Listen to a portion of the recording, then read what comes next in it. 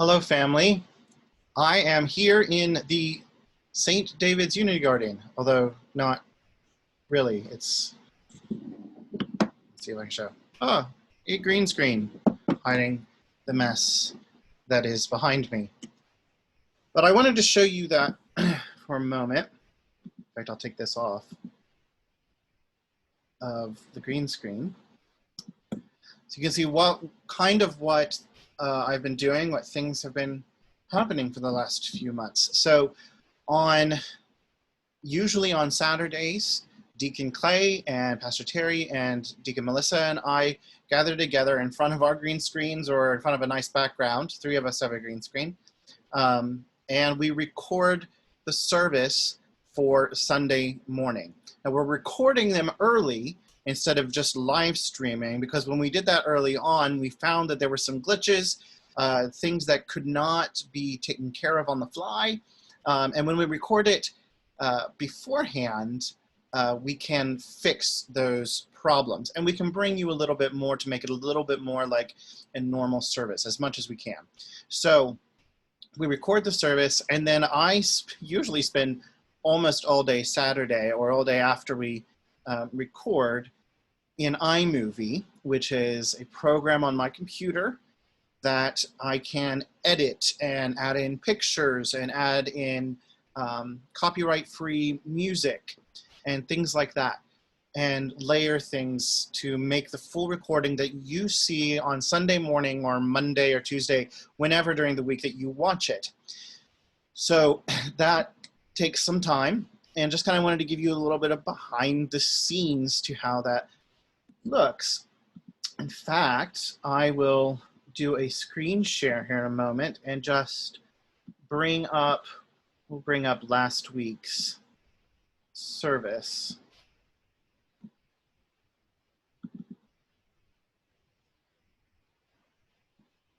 Actually, this is, I've kind of preset some stuff for this coming week's service. We'll share it. So here's the behind the scenes looks like. Of course, that gets in the way. There's music and layering and the different slides. This is all from a slideshow put together on a PowerPoint that I do each week. We bring you the pictures and to kind of come in and prepare our hearts for worship before the actual service. Now, some weeks, as in this last week, Pastor Terry recorded her sermon, and I've done this before as well, at a different time, so it gets plugged in, or if there's special music, that gets plugged in. And which leads me to an exciting announcement. I just finished in a correspondence with Stephen Lancaster, Dr. Lancaster, and not this Sunday, but starting next week, he will be playing the music for the preludes and for the hymn, singing along with the hymn. So we may all join him in that. I've kind of run out of videos from the voices of Lee and the lead singers. I encourage you to look them up on YouTube. They're excellent to just worship with. They have some extended worship videos as well. So that's a little bit of the behind the scenes. Everything kind of has to come together. Unfortunately, sometimes that takes up to 12 hours. Like this last week took up 12 hours to upload everything onto our various Facebook pages. This is also with St. John's, and to YouTube. So it is available for you come 9 o'clock on Sunday morning. I just want you to know that there is a lot of work that goes into this behind the scenes stuff. And a shout out to my little sister, is not so little anymore, but the last few months she's really helped me in understanding how this technology works so that we can bring it to you and we can all worship together in this new way for the time being. That being said, we are still closely monitoring the numbers here in Elkhart County, and there are a few more new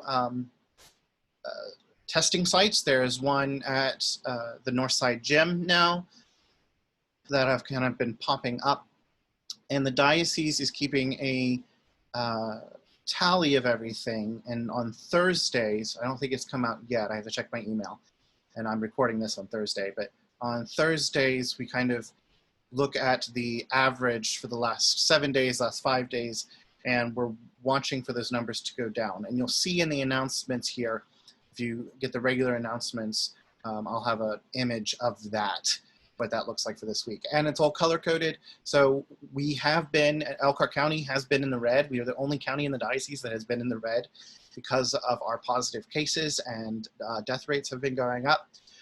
Just last week, last Friday actually, after it was sent out, the numbers just pushed us over the edge into the orange, which is great. It means we're heading in the right direction, but we still have a long way to go. We want to get down to the green area on that before we can regather in person for worship and other things like Al-Anon and vestry and all that, which would be wonderful to do. But we're not quite there yet. We are working on it. And you can do your part by please, please, please wear a mask when you go out. Continue to social distance as you are able. If you need a mask, email me, call me, let me know. I have some. I will mail them to you. They are homemade masks. They are adjustable, kind of one size fits all. I also have some children's size. If you have some grandkids or nieces or nephews that need some, let me know. I will gladly send those out so that we can all be safe and we can all move toward that time of coming back together as one. And that would be wonderful. We do have some new technology that is now in place. Deacon Clay and I are working on testing that.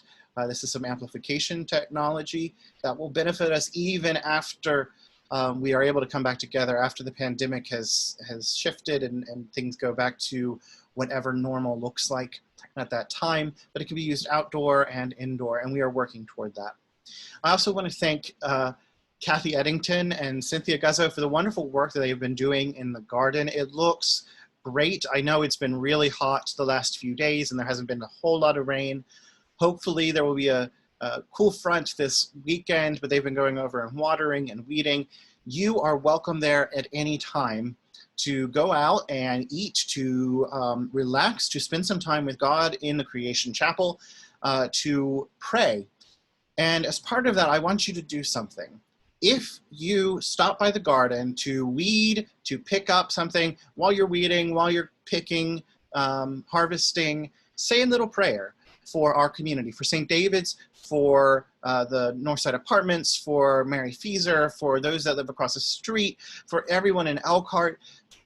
Pray for our neighbors. And when you do, I want you to go over to the door and ring the bell. I don't care how many times you ring it. Ring the bell. My father and I DW40'd it. It should be in great working condition. Just ring that bell so that our neighbors know that we are still praying for them. And the prayers of God to God are still ascending on their behalf and on our behalf.